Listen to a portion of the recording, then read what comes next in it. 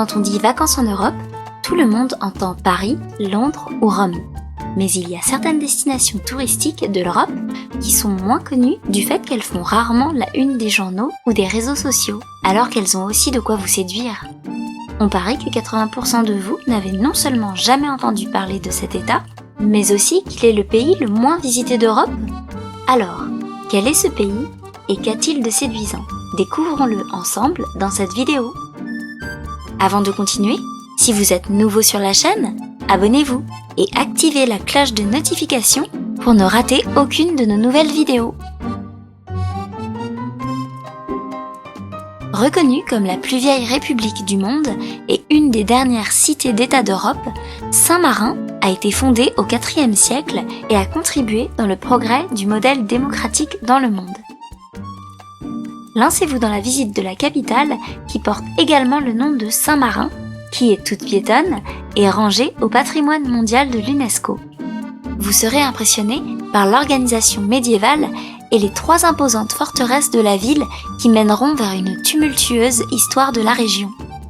Devenue une république depuis le XIIIe siècle, Saint-Marin a vu le jour en 301 et a également abrité Napoléon. Pour bien comprendre son histoire, des bâtiments très bien entretenus le feront mieux. Couvent des XIVe et XVIe siècles, un théâtre du XVIIIe siècle et une basilique néoclassique du XIXe siècle.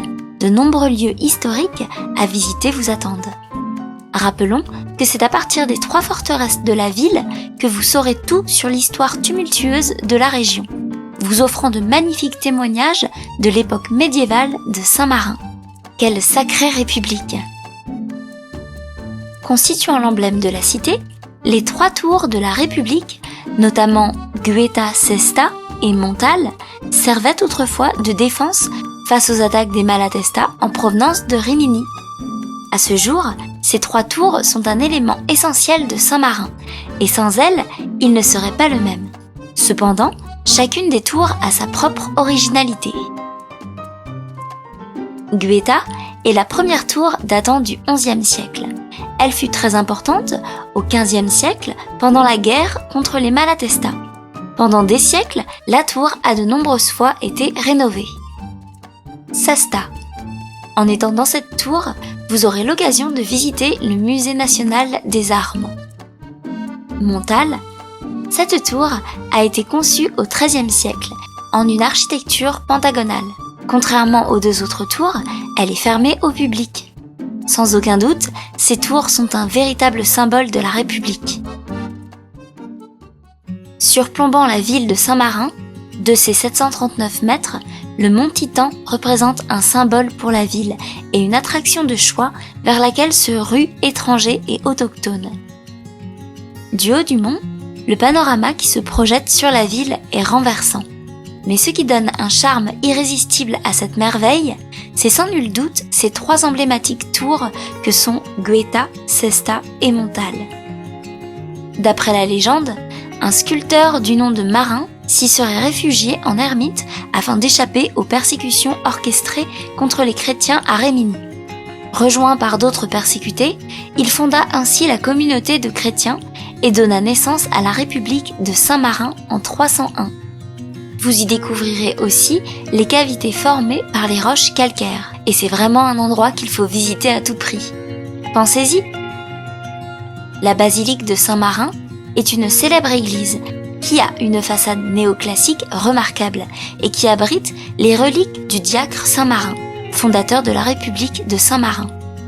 Étant l'une des églises les plus importantes de Saint-Marin, grâce à son histoire et sa religion, vous êtes invité à venir admirer ce chef-d'œuvre architectural qui a été conçu par l'architecte bolonais Antonio Serra. C'est à l'époque de 1825 que remonte la basilique de Saint-Marin.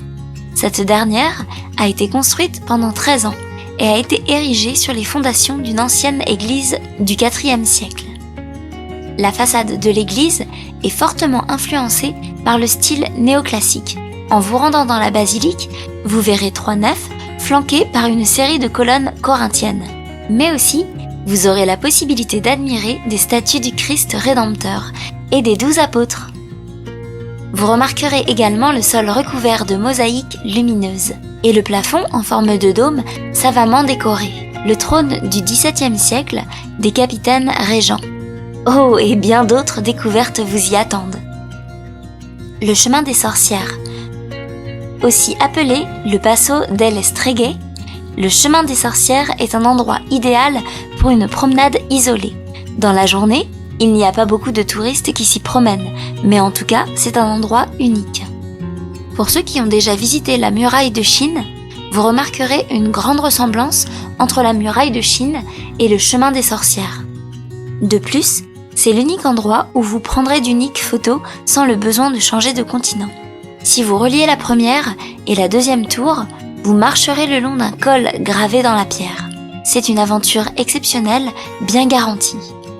Et grâce à ces murs crénelés et des escaliers en pierre, l'aventure vous donnera une sensation de vivre l'époque médiévale.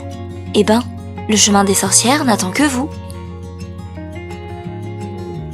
À Saint-Marin, leur gastronomie est inspirée de la cuisine romagnole et italienne en général. Saint-Marin cultive l'olive, le vin, les céréales ou encore la luzerne. En entrée, vous serez offert le strozza preti, des pâtes ressemblant à de gros vermicelles, et en dessert, un bustrengo, gâteau fait maison, ou un cacciatello, gâteau à base d'œufs et de citron qui devrait ravir vos papilles. Vous trouverez aussi le gâteau des Trois Monts et nombre d'autres spécialités. Quant à l'art, l'artisanat propose des articles d'orfèvrerie, travail du cuivre, de l'or et de l'argent, de céramique, de verrerie, de peinture sur étoffe, de broderie et autres dentelleries. Ces activités sont aujourd'hui protégées et certifiées par un label créé à cet effet. Les journées médiévales devraient vous aider à imaginer ce qu'était la vie au Moyen-Âge. Enfin, il y a une longue tradition d'arbalétriers et de jongleurs de drapeaux. Elle rappelle un rite de défense de la patrie où les arbalétriers gardaient les murs de la cité. Chaque année a toujours lieu, le 3 septembre, leur compétition honorant Saint-Marin. Ce pays est juste fantastique. Située en plein cœur du centre historique de Saint-Marin, la place de la Liberté, ou la Piazza della Libertà, est un endroit décrit comme étant endroit animé. C'est là où vous trouverez des sites incontournables, une superbe vue, ainsi que des cafés qui vous accueilleront à souhait. Vous trouverez la place de la Liberté sur l'emplacement d'anciennes citernes aquifères, qui alimentaient autrefois les résidents de Saint-Marin en eau courante. Aujourd'hui, la population de Saint-Marin voit dans la place de la Liberté le symbole rappelant de la lutte pour l'indépendance de la nation. Au centre de la place de la Liberté se trouve la Statue de la Liberté, qui est une sculpture en marbre de Stefano Galetti. Celle-ci est l'illustration d'un guerrier qui avance avec une main tendue et l'autre qui porte un étendard. La statue de ce guerrier, se dressant au sommet d'une fontaine d'eau potable, les 3 tours emblématiques de Saint-Marin figurent sur la couronne du guerrier. Qui d'autre brûle d'envie de voir cet endroit ? Visiter Saint-Marin n'est pas une simple aventure, c'est comme un voyage dans le temps. Et cela grâce à des journées médiévales qui vous sont offertes par la cité, afin de vivre un séjour unique et inoubliable. Vous aurez du mal à choisir entre tournois, jeux d'arbalète, de drapeaux, musiciens, troubadours, marchands et guerriers. Tous évoquant le Moyen-Âge et proposés par les restaurants dans leur menu afin de bien recréer l'ensemble des anciennes tavernes. Vous aurez constamment l'impression de plonger dans une atmosphère d'une autre époque, ancrée dans l'Antiquité. C'est durant cette occasion que la population de Saint-Martin porte le costume d'antan, dans le but de reconstituer l'histoire dans toute sa véracité. Les festivités ne s'arrêtent pas seulement à juillet et août, puisque tout au long de l'année, de nombreuses fêtes célèbrent la musique, des événements sportifs, des expositions, etc. et que la fête commence. Vous serez éblouis par leur relève. Dans leurs uniformes, ces soldats, qui font la fierté du peuple de Saint-Marin, font la relève toutes les 30 minutes, et cela entre 8h30 et 18h30. Pour ceux qui aiment prendre des photos, il faudra préparer très vite votre appareil afin de ne rien louper car ce show dure toujours 3 à 4 minutes. Le fait que Saint-Marin abrite l'une des plus petites armées au monde n'empêche pas ses soldats d'attirer l'attention des touristes durant la relève. Alors ça, c'est un vrai spectacle. Donnant sur la place de la Liberté, le palais public, ou Palazzo Pubblico, est un incroyable édifice datant du 19e siècle. Il tient lieu à la fois d'hôtel de ville et de siège du gouvernement de la République, où se tiennent les sommets nationaux. C'est le lieu idéal à visiter pour ceux qui aiment de magnifiques salles et des salons d'apparat immenses. Sans oublier qu'il faut que vous alliez contempler les murs du palais qui ont été peints par des maîtres italiens et d'où vous observerez la cérémonie militaire de relève de la garde. C'est à la fin du XIVe siècle que les premières pierres ont été posées, mais l'apparence actuelle du palais remonte à la fin du XIXe siècle. S'inspirant des grands palais publics de la Renaissance italienne, le palais public a été construit par l'architecte romain Francesco Azzurri. Le palais a une façade semblable à celle du palais Vecchio, l'hôtel de ville de Florence. Libre à vous d'admirer ses arches gothiques ainsi que la tour de l'horloge qui est ornée d'une mosaïque illustrant 3 saints. Si jamais vous prévoyez de visiter ce palais, souvenez-vous que celui-ci est ouvert tous les jours à l'exception des jours fériés et que vous paierez pour l'entrée.